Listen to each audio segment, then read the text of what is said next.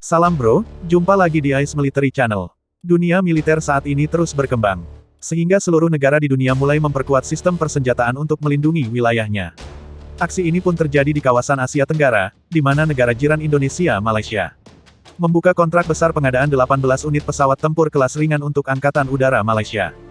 Berita yang menghebohkan media di Malaysia ini, menyebutkan, meski belum jelas detailnya, beberapa surat kabar Malaysia menyatakan, bahwa Angkatan Udara Malaysia telah mengalokasikan anggaran sebesar 961,6 juta dolar atau sekitar 13,6 triliun rupiah. Untuk pengadaan satu armada udara, atau 18 pesawat tempur kelas serang ringan. Bayangkan bro, jika pada masa Presiden Megawati, Indonesia melakukan sistem nyicil dengan cara barter sawit untuk mendapatkan armada jet tempur Sukhoi dari Rusia. Maka aksi tersebut juga dilakukan oleh negara Tok Dalang dan Upin Ipin ini. Media Malaysia menyebutkan, bahwa setengah dari anggaran ini, yaitu 480,8 juta dolar, akan dibayar menggunakan sistem barter dengan minyak sawit mentah. Terkait tender Malaysia ini, ternyata membuat perusahaan besar pertahanan dunia langsung ambil langkah cepat merayu Malaysia dengan produk mereka. Disebutkan, ada 9 perusahaan menyodorkan dokumen yang diperlukan untuk tender pada bulan Juli. Dan hanya 6 perusahaan yang kembali mengajukan penawarannya ke Malaysia hingga tanggal 6 Oktober yang merupakan batas akhir penawaran. Tidak disebutkan apa alasan 3 perusahaan Upin-Upin tersebut mundur dari kontrak. Namun menurut admin, ini wajar saja. Karena pasti para pejabat militer Malaysia telah terlebih dahulu menyeleksi proposal penawaran tersebut. Yang kalau memang tidak sanggup, silakan saja pulang kampung. Netizen harus tahu, dulu Malaysia memasok semua pembelian pesawat militernya melalui negosiasi antar pemerintah.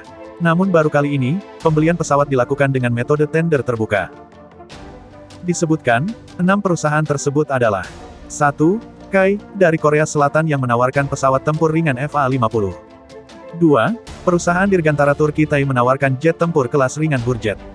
3. Perusahaan asal China Catic, dengan jet tempur odong-odong L-15.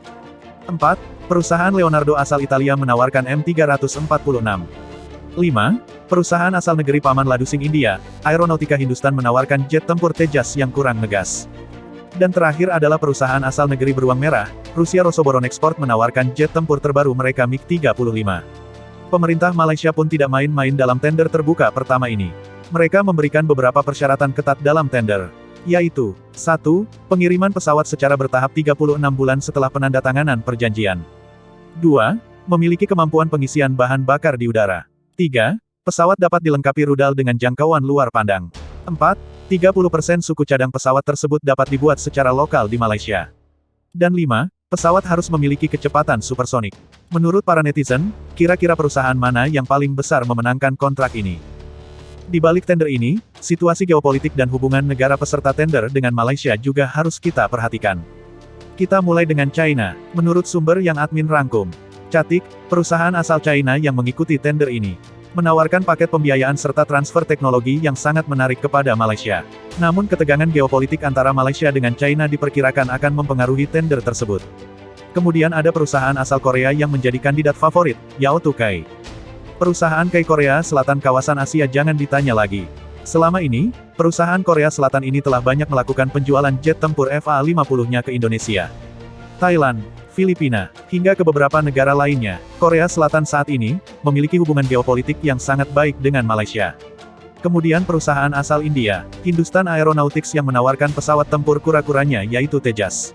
Di mana jika penjualan ini berhasil, maka Malaysia akan menjadi negara pertama yang akan menjadi pelanggan Tejas di luar negeri.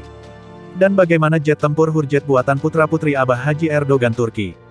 Perusahaan Thai Turki ini, merupakan satu-satunya negara yang menawarkan jet tempur tanpa pesawat yang belum pernah terbang sama sekali, namun dapat masuk dan bersaing dengan 5 perusahaan berbeda. Hurjet sendiri merupakan jet tempur kelas ringan, yang menawarkan kecepatan supersonik buatan asli Turki.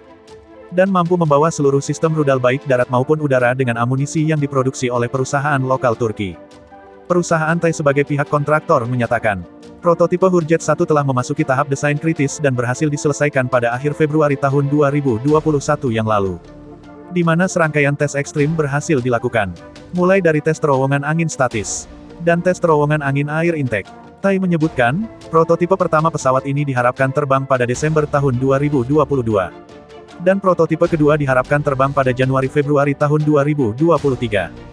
Sedangkan untuk pengiriman pesawat pertama ke Angkatan Udara Turki direncanakan pada akhir 2024 atau awal 2025. Tidak disebutkan apa saja yang akan ditawarkan Turki kepada Malaysia dalam tender ini.